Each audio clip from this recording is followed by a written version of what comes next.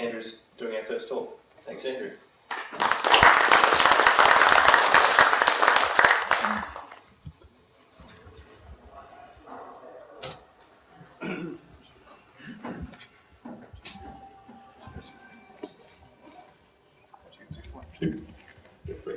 Okay. All right, thank you. Thanks for inviting me back once again. Obviously, it wasn't too boring last year, so, and Julian's going to give me the nod because he's told me I have to be interesting. Whether we go to the full hour or not, we'll see. But it's always good to see some of the people that actually help make Joomla possible. We don't have a Microsoft-sized organisation behind us, and really it gets built by an awful lot of volunteer time, and that comes down to real people. So it's always good to see that. So, what am I going to talk to? So, Tim's given me the auspicious task of talking about the future of Joomla. So what I want to do is just put it into a bit of perspective. If you're new or even if you're old, just sort of where we are in the world. I want to have a look at what's planned for Joomla, because there are actually some official plans for what Joomla might become in the future. I want to have a look at the immediate future, which is Joomla 3.2. Some of you may have seen bits and pieces of it, some of you may have not, so hopefully that's interesting. And then maybe some of my musings or crazy ideas about what's beyond 3.2. So looking at Joomla, it's actually one of the veterans of the CMS world. For those of you who don't know, it started in Melbourne in 2001 as a reaction probably against the PHP nuke, grungy blogger sort of early sort of world of that kind of sphere. And the company that built that was called Miro, and they just wanted something that businesses could use. So our roots go back that far. Joomla itself, the name, came about in 2005, and just to give you some perspective, the tweet wasn't invented there yet, and Facebook was only available in some campuses in the US, so there is no tweet to announce Joomla, there is no Facebook posting either, so that sort of gives you an idea of, we predate those big guys. And obviously it is still continuing today with, we have JoomlaDay at the moment in Johannesburg and Boston and everywhere around the world. It's very firmly cemented in the top 3 position in the CMS world. Always compared with WordPress and Drupal. Of course, we know we are the best, but we've still got to convince some of the world of that. No, they all have each product has a sweet spot, but this is obviously the sweetest. So, we're racking up on something like 50 million downloads, which is pretty hard to comprehend. Back in the days when Shane and I were involved in it, we would never have thought we'd reach these sort of orders of magnitude. But it's truly amazing to see. It translated in 60+ languages, which is just fantastic. The JED has, at the moment, more than 6,000 extensions, sadly because a lot of the 1.5 extensions got cold, but there's still a lot of activity in terms of what you can add on to Joomla, and that doesn't include the templates. Hopefully the Joomla template directory is going to get off the ground sometime soon. I've got no news on when that's hitting the ground. And we're running on MySQL, Microsoft SQL Server, and Postgres now, which was a big achievement because we put the foundations for that in the Mambo days, for those of you who remember that, and it's been a long time coming.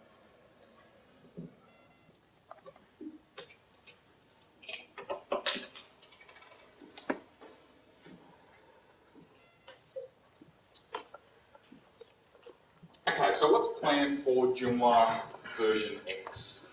There is actually a CMS roadmap that was put together, I think earlier this year, or possibly late last year.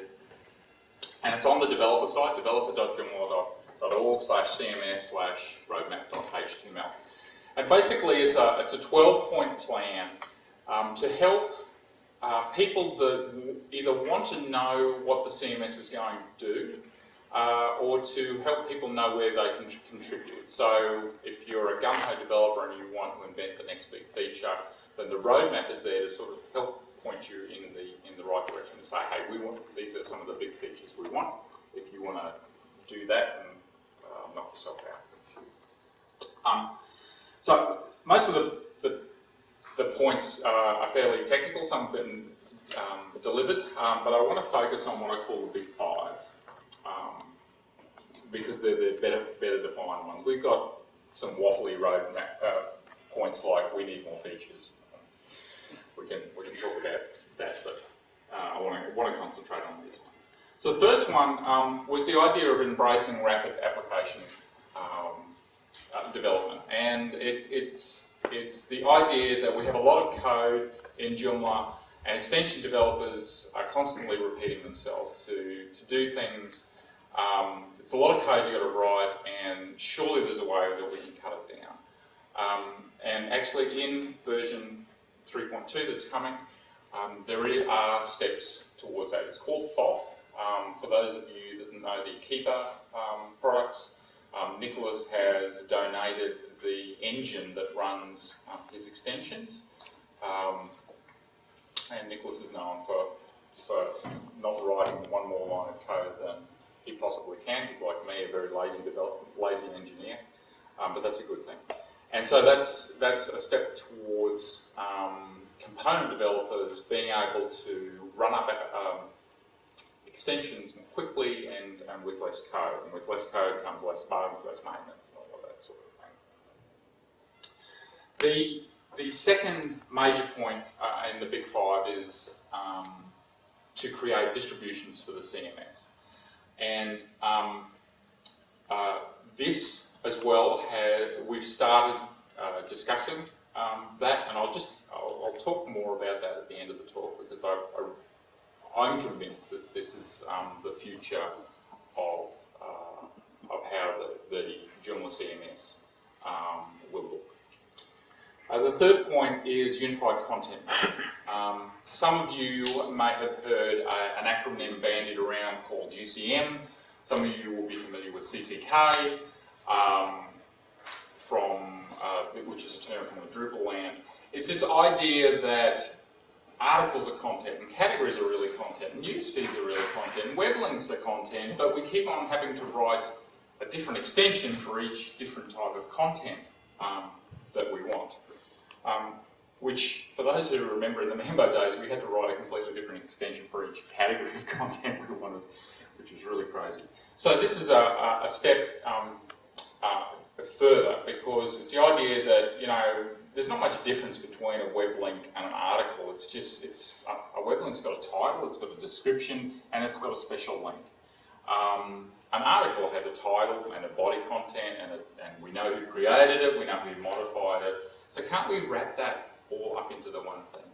And extensions like K2, Zoo, Flexi Content, and a whole host of other extensions are trying to do that. But we really need some sort of solution in the core so that everybody's using the same thing and that information is portable. Because at the moment, if you use K2 and you use Zoo, those two databases of flexible content can't talk to each other. Flexi Content, I think, does things a little bit differently and close to where we want to go. But again, it's difficult. So under the hood, we want an engine that is able to support this idea of universal content with flexible parameters, custom fields, if you like. So that's on the roadmap. When that's coming, I don't know. I've done a lot of work with a potential solution in eBay, but going from the point of the barbed wire and sticky tape that we use to support our internal applications to something that is usable by the community is it's a lot of work. Another thing we want to concentrate on is the idea of a unified page model, and this is the concept of you've got the menu manager in the back end, you've got articles in the back end, and you've got to link them together, and and then you've got the front end, and I know I've got this article here, and I can see it in the article list here, and where the hell is it in the menu? And it's really hard to find. And unified page model is the idea of let's forget about doing it all in separate spaces, and let's just edit in the front end. So I can create my menus from the front end. I can create content under menu items from the front end. I can edit my menus and content from there. So it's a lot of pie in the sky stuff at the moment. There's some people doing extensions that sort of do that sort of front end work, but it's the idea of all extension having a model that all extensions can follow, which I think would be really cool and save a lot of confusion. Because if you've got a big menu, it's a beast to manage, and I think it's one of our biggest weaknesses that we need to address in future versions.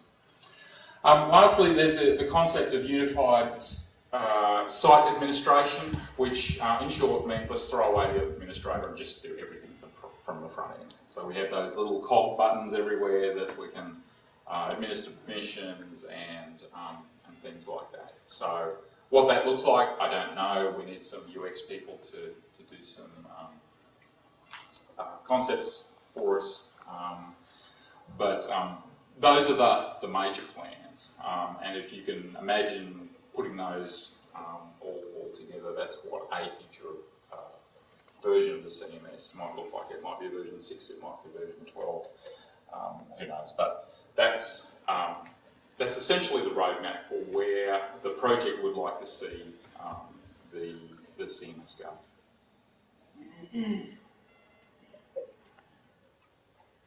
So that's the pie in the sky stuff. There's a quick slide. You can't. I deliberately made that small so you can't read it. But in because there are a lot there. But just recapping on where we got to with Joomla 3, you've got new things already like Twitter Bootstrap, the Postgres SQL drivers, install improvements, tags, and things like that. So that's what we've got already. But what's next? What's the immediate future of Joomla look like? Well, I've posted here the most interesting features that I think are in Joomla 3.2. Bearing in mind that I'm a software engineer, so these are. So Joomla 3.2 is planned for release in November. There's been a few dates wander around recently, so don't be surprised if that changes a little bit, but I think the 6th of November, American time, is the date. There's some wonderful stuff. We've got bcrypt security. We've got, now, what that is an improved library that is used to encrypt the passwords and the salts that is in the bowels of the engine room of the Joomla database. And it's just more secure, and those passwords will be upgraded seamlessly from what I can understand. We've got FOF, which is Step Towards Rapid Application Development. We've got easier Ajax support. Don't ask me about that. I've just literally copied and pasted that from all the other news, but there is an easier way to do it.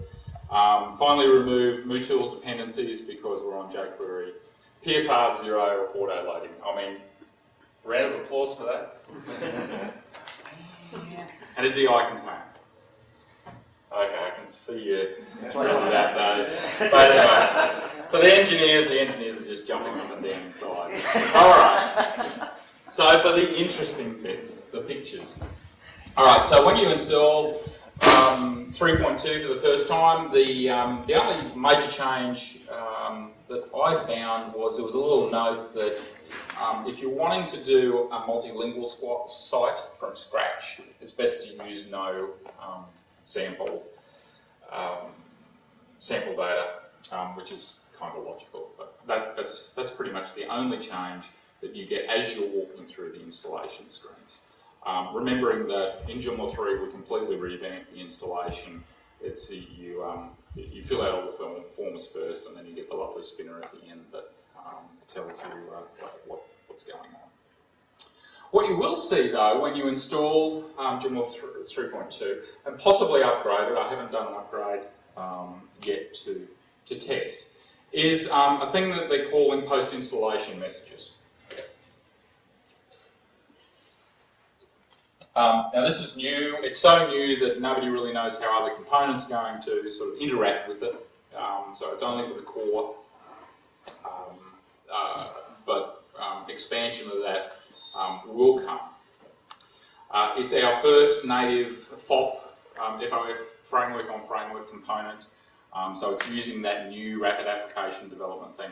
But what it's doing, and the one that you'll see there, is that, I'm glad to see that you've installed Joomla 3.2. By the way, did you know about the new two-factor authentication that is included?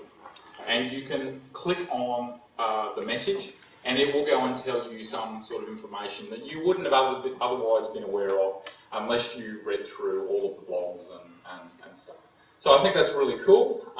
The feature that it's pointing to in Joomla 3.2 is really cool. But this will make, I think it's a great step forward in making you and me aware of things that have changed.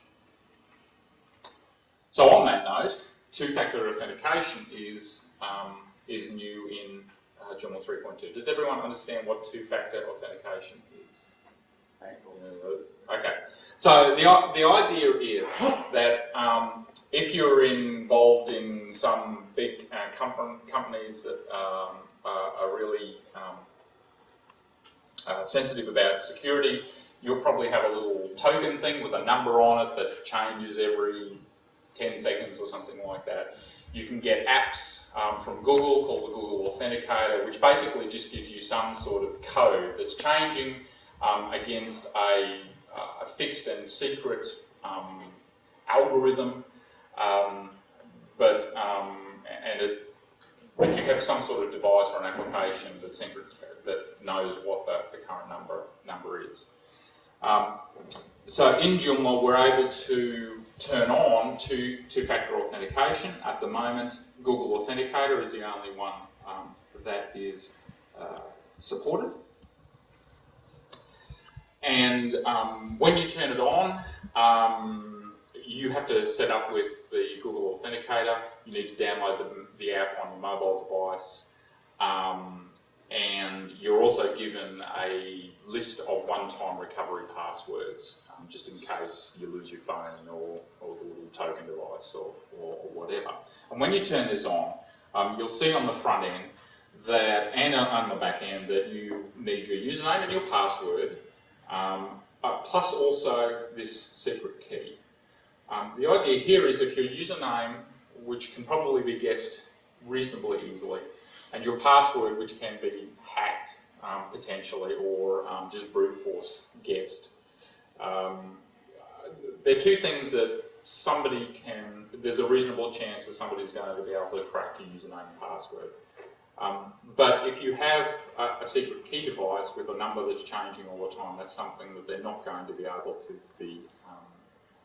easily get. So it's just this third, very local, very transient piece of information that hopefully somebody sniffing packets on the network won't be able to replicate, because the number changes so quickly by the time that they grab your username and password off the packet sniffer and try the secret key. The secret key is expired. So it's just providing greater security. Doesn't necessarily cancel out the other security measures that are around for Joomla, but certainly adds another level of protection.